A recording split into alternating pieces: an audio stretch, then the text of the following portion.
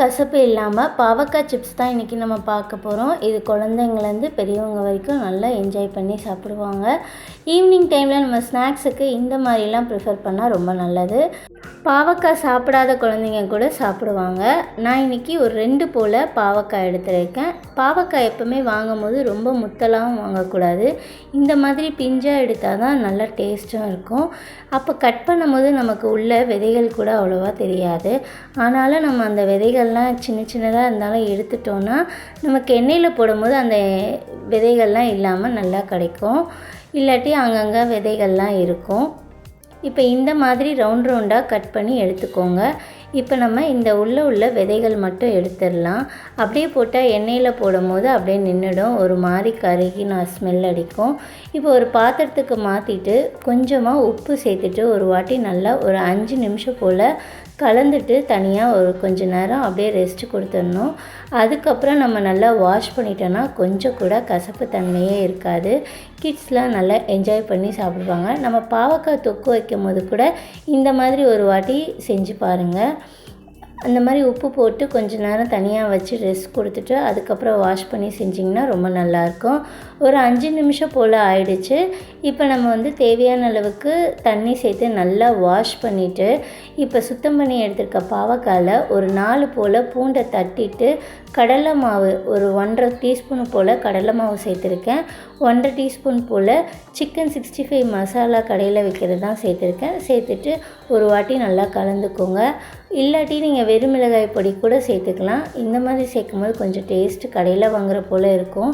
அதனால தான் நான் இன்றைக்கி சிக்கன் 65 மசாலா சேர்த்துருக்கேன். ஒரு 1/2 லெமன் போல் ஜூஸ் பிழிஞ்சிட்டு ஒரு வாட்டி நல்லா கலந்துக்கோங்க. பத்தாட்டி நம்ம இன்னும் கூட கொஞ்சம் கடலை மாவு சேர்த்துக்கலாம். நிறைய சேர்த்தோன்னா பஜ்ஜி மாவு மாதிரி ஆகிடும். அதனால் கொஞ்சம் பார்த்து கொஞ்சம் கொஞ்சமாக சேர்த்துக்கோங்க. இப்போ ஒரு டீஸ்பூன் போல் கடலை மாவு சேர்த்துட்டு இன்னொரு வாட்டி நல்லா கலந்துக்கலாம்.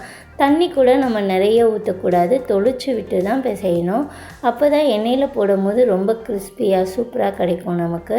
இதை நல்லா கலந்துட்டு ஒரு 10 நிமிஷம் போல் ரெஸ்ட்டு கொடுத்துட்டு அதுக்கப்புறம் நீங்கள் எண்ணெயில் போட்டிங்கன்னா நல்லா கிறிஸ்பியாக சூப்பராக இருக்கும். கிட்ஸு கூட ரொம்ப என்ஜாய் பண்ணி சாப்பிடுவாங்க.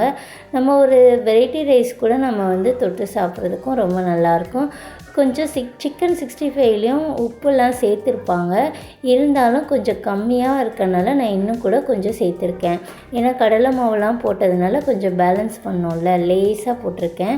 இப்போ நல்லா எண்ணெய் நல்லா சூடாயிருச்சு. இப்போ நம்ம ரெடி பண்ணி வச்சுருக்க ஒரு 10 மினிட்ஸ்க்கு ரெஸ்ட் கொடுத்துட்டு அதுக்கப்புறம் பொரிச்சு எடுத்திங்கன்னா நல்லா கிறிஸ்பியாக இருக்கும். அடுப்பு நல்லா ஃபாஸ்ட்லேயே வச்சுக்கோங்க.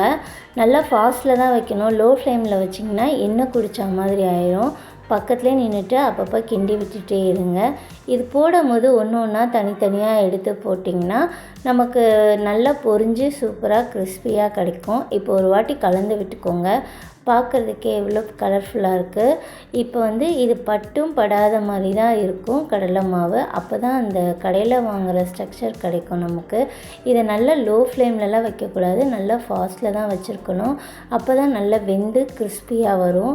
இப்போ நல்லா சலசலப்பெல்லாம் அடங்கினதுக்கப்புறமேட்டா நம்ம எடுத்து வெளியே வச்சுக்கலாம்.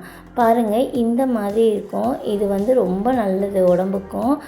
இதே மாதிரி நம்ம எல்லாத்தையும் நல்லா மொறுன்னு வர வரைக்கும் நம்ம பொரித்து எடுத்துக்க வேண்டியதான். நல்லா எண்ணெய் சலசலப்பு அடங்கினதுமே வெளியே எடுத்திங்கனாலே போதும். நல்லா கிறிஸ்பியாக சூப்பராக இருக்கும்.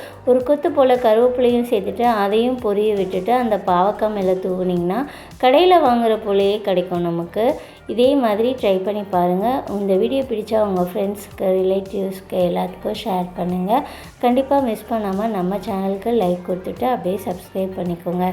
நெக்ஸ்ட்டு ஒரு இன்ட்ரெஸ்டிங்கான வீடியோவில் நம்ம பார்க்கலாம். இந்த வீடியோ உங்களுக்கு பிடிச்சிருக்கோன்னு நினைக்கிறேன். பாருங்கள் எவ்வளோ கிறிஸ்பியாக சூப்பராக வந்திருக்கு. கண்டிப்பாக மிஸ் பண்ணாமல் ட்ரை பண்ணி பாருங்கள். பாய்.